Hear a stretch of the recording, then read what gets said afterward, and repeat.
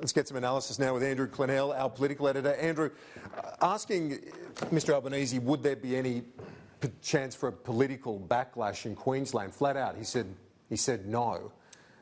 What did you make of that assessment? He's obviously got a bit of work to do up there to try and convince them. Geez, he's up for the fight, isn't he? And that's what I took out of that interview, Kieran, and he's really determined on this. And, you know, I think he would know that there's massive risk in Queensland, but he doesn't want to address it in any form or come at it in any form.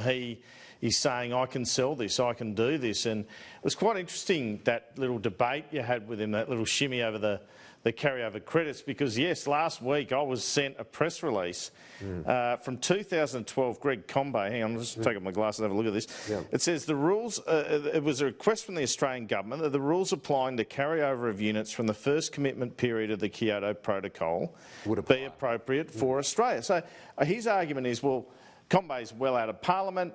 You know, that applied to an ETS. Angus Taylor and the government have been arguing this publicly for weeks now, that Labor wanted it and required it, but they're not going to cop it now. And as you heard, Mr Albanese says it's applicable for an ETS. It's not applicable now because we're not within a trading scale. He's never come at that argument that strongly, I don't think. I mean, the government has been pushing this. Obviously, they're making the quite valid point that the idea of carryover credits came from Labor. What Albanese's saying, it was a different context. It was if we were adopting an ETS. Yep.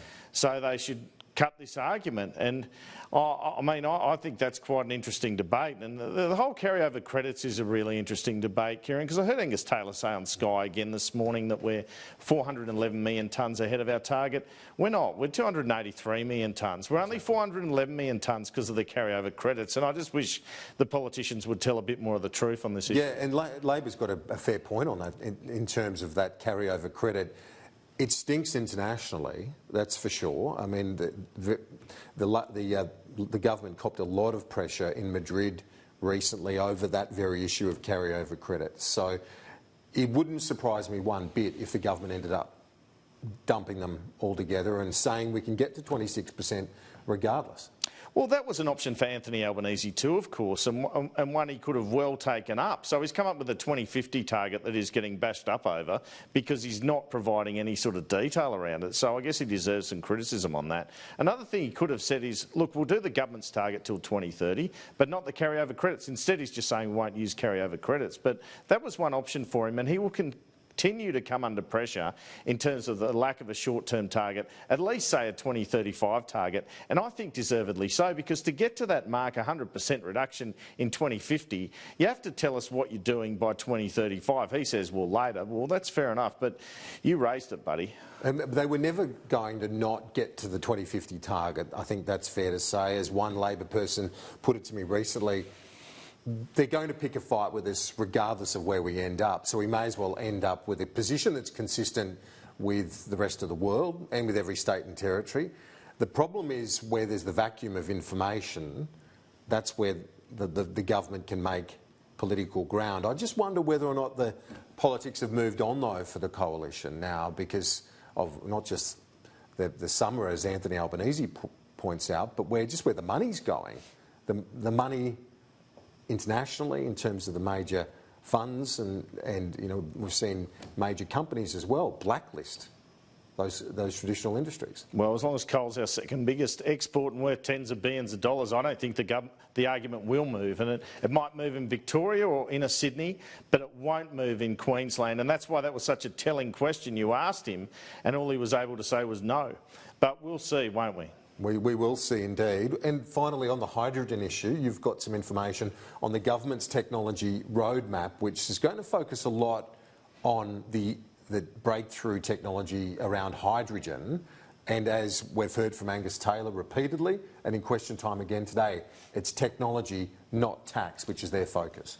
So I guess we're a long way off, but yes, the Chief Scientist Alan Finkel alluded to this in a speech 2 weeks ago, and Angus Taylor again this morning.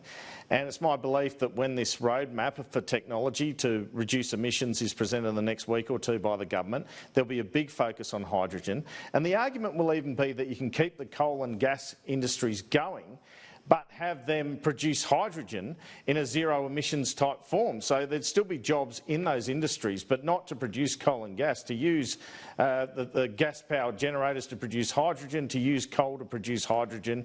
That's the argument from the government, that solar and wind isn't enough, but you put hydrogen in the mix and you have an ability to create energy, not just for the electricity sector, but also for the transport sector as well, where there's real challenges unless we all get electric cars in a hurry, which isn't going to happen. And just finally, to give us an overall view of Anthony Albanese, as you say, he was muscling up in that interview, he's fired up, and it's something which he obviously believes he's going to have to prosecute forcefully over the next couple of years.